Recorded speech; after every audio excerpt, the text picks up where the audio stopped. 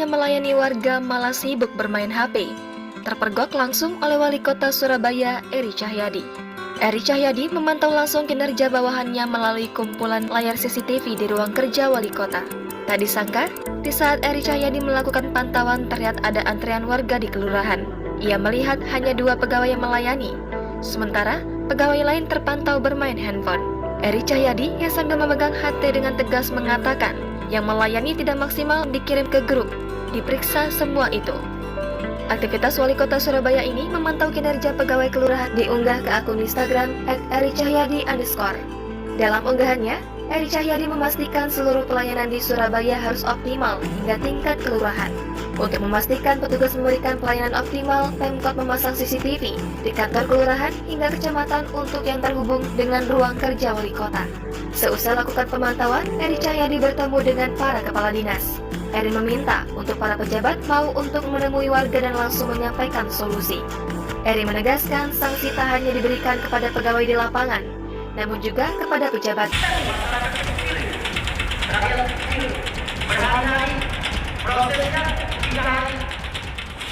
Didampingi sejumlah anggotanya, Ketua DPRD Lampung Utara Wansori melakukan sidak langsung ke kantor pelayanan publik yang berada di Gedung Ramayana yang kini dijadikan Mall Pelayanan Publik.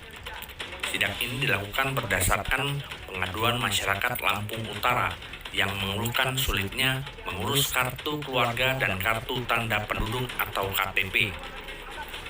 Pelayanan publik yang menjadi sasaran sidak Wansori kali ini adalah Dinas Kependudukan dan Catatan Sipil Kabupaten Lampung Utara.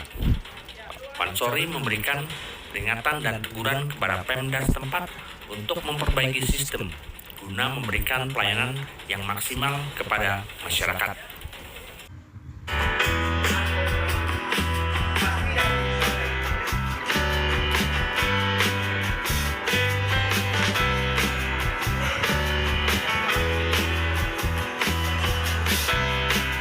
Yang kita harapkan nanti bisa melayani kebutuhan masyarakat tentang perizinan, kemudian ada pajak juga, ada SIM, terus di pelayanan pusat layanan umum masyarakat itu juga ada UMKM, ada ini, sehingga kita berharap pelayanan kepada masyarakat itu bisa optimal.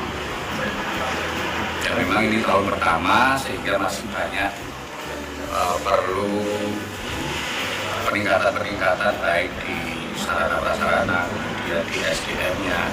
Tapi harapan kita ke depan semakin diperbaiki menuju pelayanan yang bisa optimal.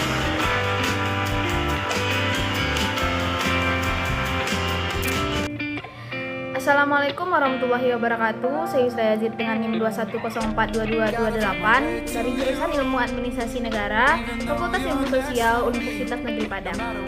Di sini saya akan membahas kasus yang telah ditampilkan sebelumnya. Tapi sebelum itu saya akan membahas sedikit tentang etika dalam pelayanan publik. Dalam dunia administrasi publik atau pelayanan publik, etika diartikan sebagai filsafat atau profesional standar atau moral atau aturan berperilaku yang benar yang seharusnya dipatuhi oleh pemberi pelayanan publik atau administrator publik.